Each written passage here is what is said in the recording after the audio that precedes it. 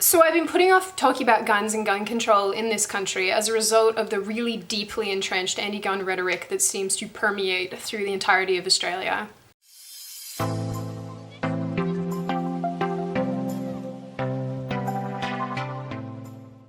So basically, as long as everybody is going to try to compare America and Australia, a couple of things need to be established about Australia and the way that we deal with guns, people, and gun control.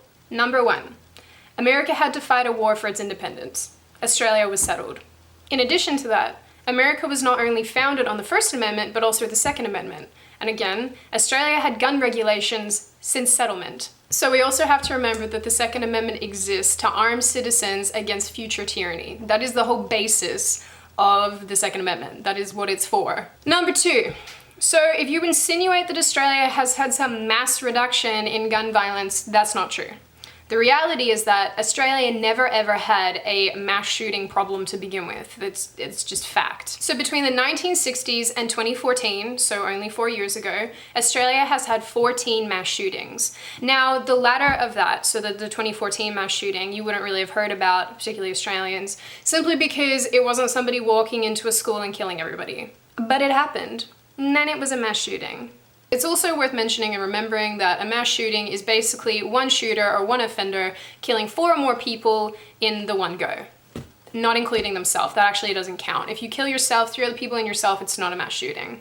Now, most mass shootings in Australia are actually the result of one person killing their entire family. Generally, when someone drops the term mass shooting, what kind of comes to mind is this idea of somebody sitting up on an outpost somewhere shooting indiscriminately into a crowd, but that's not really the actual reality of mass shootings in Australia. There's only ever been 2 instances out of the 14 where that was actually the case, and one of them resulted in the gun changes and the law changes in Australia. Number 3, each mass shooting in Australia did not involve one specific type of firearm. In fact, all of them use different firearms. The kicker is that you can get basically all of those firearms today legally as a licensed gun owner. The Hope Forest Massacre, which happened in 1971, where a man murdered 9 members of his own family, he actually used a .22 caliber bolt-action rifle, something that I know a bunch of my friends have and actually shoot with, so it's a gun that you can still get today. Most mass shootings prior to 1987 actually were facilitated by firearms that either need to be reloaded by hand or manually operated. Number 4. So state governments in Australia actually changed legislation relating to guns after an event in 1996 called the Port Arthur Massacre. An unlicensed shooter went into a historic area in Tasmania and killed 35 people with 2 semi-automatic weapons that he did not obtain legally. In addition, he also had serious mental issues and was described as somebody who had the mental competency of a 10-year-old. So thereafter, after this event, the legislation changed. Australians must have a license in order to obtain a firearm. They also cannot be a prohibited person, and they also have to have a genuine reason. New legislation includes a 28-day waiting period to get your first firearm. You also have to do mandatory police checks, and those police checks look at precursors and predictors of violent behavior. So they will look for things like domestic violence in your background, drug use, any sort of psychotic behavior, if you've had mental issues, things like that. Any of these reasons, and there's a handful more I didn't mention, those will result in either a cancellation of your gun license or a complete refusal.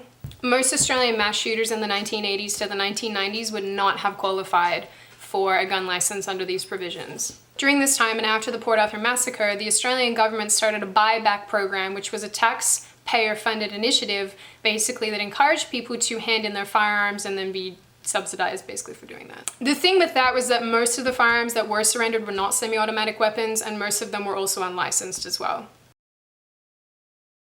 Most of Australia's mass shootings happened between 1987 and 1996, so it was about a 10-year span. Some studies and researchers have said that this spike in gun violence was actually just that, and really a statistical anomaly. So people think that gun violence actually declined after 1996 as a result of legislation, but researchers put it down to the fact that things just returned to their normal state of affairs and how they were prior to 1987. Number 6.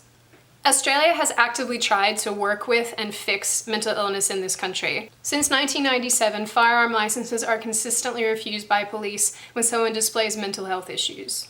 Number 7. Australians cannot obtain a firearm as a means of self-defense. This is literally one of the most important things about the gun debate, something I do not think we talk about enough. America, like I said at the start, is protected by the Second Amendment. It is intrinsic to the American society. But the thing is that the Australian Constitution and the American Constitution are very different and built on very different principles. If you look back through the ages, you see that Australians obtained firearms traditionally as a means of hunting and sport.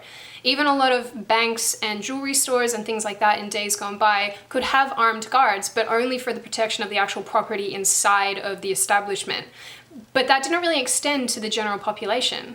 The core thing to remember is that Australians have never looked at guns in the same way that Americans have. And that's not an insult or a criticism of the United States, it's just that we're different.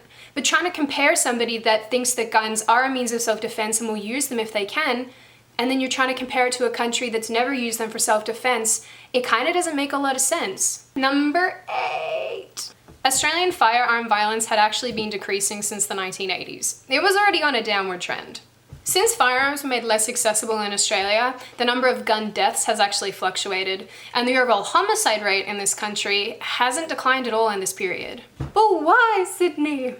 Probably because if somebody wants to kill themselves or another person, they're gonna find a way to do that. In Australia, a lot of our homicide victims actually get killed with a knife. In fact, in Australia, you're twice as likely to be stabbed than you are shot. As with American statistics, and prior to 1997, 80% of gun deaths were actually a result of suicide in this country, and that trend continues today. In Australia, we've actually seen an almost 50% decrease in suicides by firearm, but a 52% increase by hanging.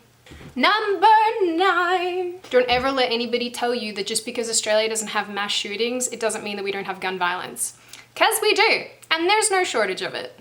Here are a collection of headlines. Most of these articles were actually written in the last 5 years, and obviously they indicate a number of shootings that have gone on, and most of them are just everyday citizens killing their own family members or attacking other people. A lot of Australia's current gun violence is actually perpetrated by criminals.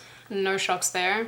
The Melbourne Gangland killings were a perfect example. These happened between 1998 to 2010, and so about 38 people killed. Last but not least, number 10. I like that I'm using my hands for this. This is very industrious of me. Yes, Sydney. Australia is an island continent. It doesn't border anything, except ocean. Australia does not border any countries with excessively high crime rates. America, on the other hand, we also have a population size that is 13 times less than America. We have 24 million people in this country. That's how many people are in California. In addition to that, it is really hard to get guns into Australia illegally. Like, really hard. You know what? We do bloody border protection pretty well. We're pretty good at that. So when you're looking at Australia and America, it is never going to be a fair comparison based on those things alone. If you want to do per capita and you want to look at it per capita, then you have to consider the other things that I've just said about gun violence and about the way Australia conceptualizes guns, which is totally different to America. I think it's also worth remembering that there is a definite stigma attached to gun ownership. If you're somebody who shoots, you hunt, you like shooting, and you bring that up with ordinary people, you're gonna get looked at like you have 25,000 heads, and they're gonna think there's something wrong with you. And I am not exaggerating. Gun ownership, as of 2012, was about 3% of the Australian population.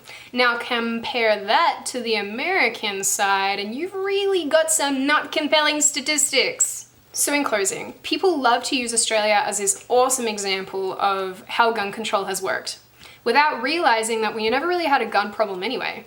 Actually, when you look at the raw statistics of how many gun deaths happen yearly, it's not really all that compelling, and we really haven't had that much of a decline either. So next time you go to have a debate with somebody about America and Australia and how comparable they are, just remember that we're not.